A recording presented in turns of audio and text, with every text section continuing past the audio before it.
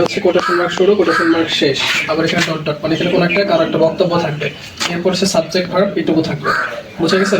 পরে আবার কখনো কখনো দেখবা কোটেশন মার্ক কোটেশন শেষ, এটার ভিতরে হচ্ছে এক্সক্লামেটরি সাইন দেওয়া আছে, তার মানে এই পুরো বাক্যটা হচ্ছে এক্সক্লামেটরি সেন্টেন্স। আর এটার ক্ষেত্রে এটা হচ্ছে আবার ইন্টারোগেটিভ সেন্টেন্স। এটা দুই টাইপের সেন্টেন্স হবে। ঠিক এটা ঠিক তার উল্টাটা হচ্ছে এই পাশে হি সাইডটা ডানও থাকতে পারে, আর কখনো কখনো বামও থাকতে পারে, এটাকে আমরা বলছি রিপোর্টিং ভার্ব।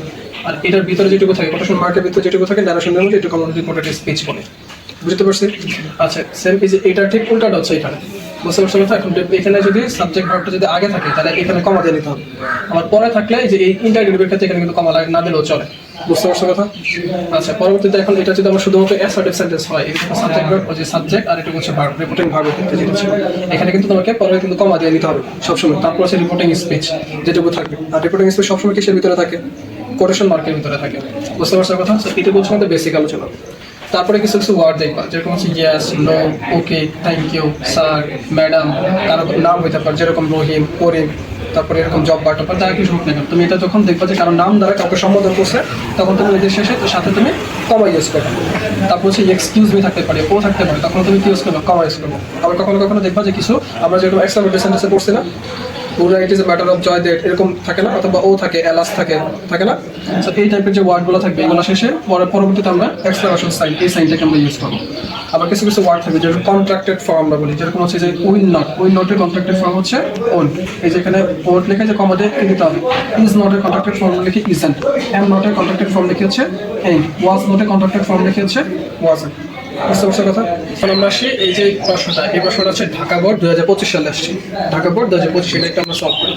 তাহলে প্রশ্নপত্র ই করার আগে তুমি আগে একটু খুঁজে নিবা যে কোন জায়গায় হি সেইড আছে অথবা হি রিপ্লাইড আছে অথবা হি আস আছে, হি না থাকুক মানে সেইড আস অথবা রিপ্লাই, এই জিনিসগুলো কই আছে সেটা একটু খুঁজবো।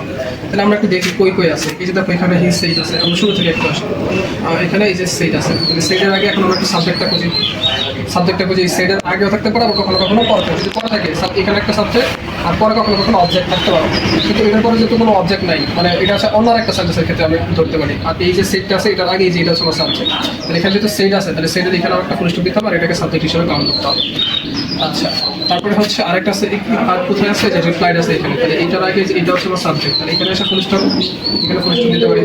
আবার এই যে এখানে হিজ সাইড আছে, তাহলে এটার আগের অংশটুকু কে বলছে, এটা এতটুকু আইডেন্টিফাই করার পরে এখন আমরা এটাকে সহজে আমরা একটু চেষ্টা করবো কিন্তু কীভাবে করা যায়। তাহলে এখন আমরা নর্মালি জানি কি বাক্যের শুরুর অক্ষর সবসময় কোন হাতের হবে? বড় হাতের হবে। তাহলে এই যে হচ্ছে বাক্যের প্রথম অক্ষর, প্রথম অক্ষর সবসময় এটাকে আমাকে দিতে হবে কি বড় হাতে। What is the time by your watch, এখানে ডাব্লিউএস ওয়ার্ড দ্বারা শুরু হয়েছে, তারপর হচ্ছে অক্সিলারি ভার্ব আছে, তাহলে ডাব্লিউএস word plus auxiliary verb plus subject plus আবার কখনো মেইন ভার্ব ডট কিছু থাকতে পারে, শেষে এসে একটা কোশ্চেন মার্ক থাকে। তাহলে এই ধরনের সেন্টেন্সকে আমরা বলা হচ্ছে ইন্টারোগেটিভ সেন্টেন্স। আবার কখনো কখনো ডাব্লিউএস নাও থাকতে পারে, না থাকে যদি অক্সিলারি ভার্ব সাবজেক্ট দিয়ে শুরু হয় তখন এটাকে আমরা ইন্টারোগেটিভ বলি। তাহলে এখানে ডাব্লিউএস ওয়ার্ড দ্বারা শুরু হয়েছে, তারপর অক্সিলারি ভার্ব, তার মানে কি সেটা হচ্ছে একটা ইন্টারোগেটিভ সেন্টেন্স। তাহলে ইন্টারোগেটিভ সেন্টেন্সের শেষে আমাকে অবশ্যই কি দিতে হবে? কোশ্চেন মার্ক দিতে হবে। তাহলে বাক্যটা শুরু হয়েছে এখানে আর শেষ হচ্ছে কোথায়? এখানে বক্তব্য শেষ হয়েছে এখানে, তাহলে এইটুকু শুরুর জন্য আমাকে কোটেশন মার্ক শুরু করতে হবে, এখানে শেষ করতে হবে। তাহলে হি সেটা এখন এটা বুঝে চলে গেছে।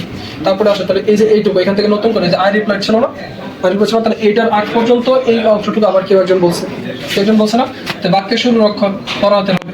আর অবশ্যই যেহেতু এখান থেকে শুরু করতেছে বক্তব্য আরেকজনের, তাহলে ইনভার্টেড কমা শুরু, এখানে হচ্ছে ইনভার্টেড কমা ক্লোজ, ঠিক আছে? তাহলে ক্লোজ যদি করি এখানে একটা কমা দিতে হবে আমাকে, বুঝা গেছে কথা? তাহলে ইটস, তাহলে এটাকে আমাকে কন্ট্রাক্টেড ফর্ম না, ইট ইজ এ কন্ট্রাক্টেড ফর্ম না, ইট ইজ, তাহলে এখানে আমার একটা কমা দিতে হবে। ইটস 9:30 আই রিপ্লাইড, তাহলে কি সে উত্তর দিছে, মানে আমি উত্তর দিছি। তাহলে একটু বসে, তাহলে আবার এই যে এখানে হি সেট ছিল, তাহলে এটার আগে ওই বাক্য শেষ হওয়ার আগ পর্যন্ত এটাকে আবার আরেকজন বলছে, তাহলে এই বাক্য আবার নতুন করে শুরু হয়েছে, তাহলে নতুন করে শুরু হলে এটা হচ্ছে প্রথম অক্ষর, তাহলে আই বড় হতে হবে, তাহলে এখানে হচ্ছে ইনভার্টেড কমা শুরু, আর এই যে এখানে ইনভার্টেড কমা শেষ। আর যেহেতু এই যে এখানে বলছিলাম যে হি সেট যদি পরে থাকে অ্যাসার্টিভ সেন্টেন্সের ক্ষেত্রে, তাহলে এখানে আমাকে একটা কমা দিয়ে নিতে হবে, যে এই নিয়ম অনুযায়ী কমা দিয়ে নিতে হবে, কমা দিচ্ছে। এতটুকুই ছিল আমাদের এটার অ্যান্সার।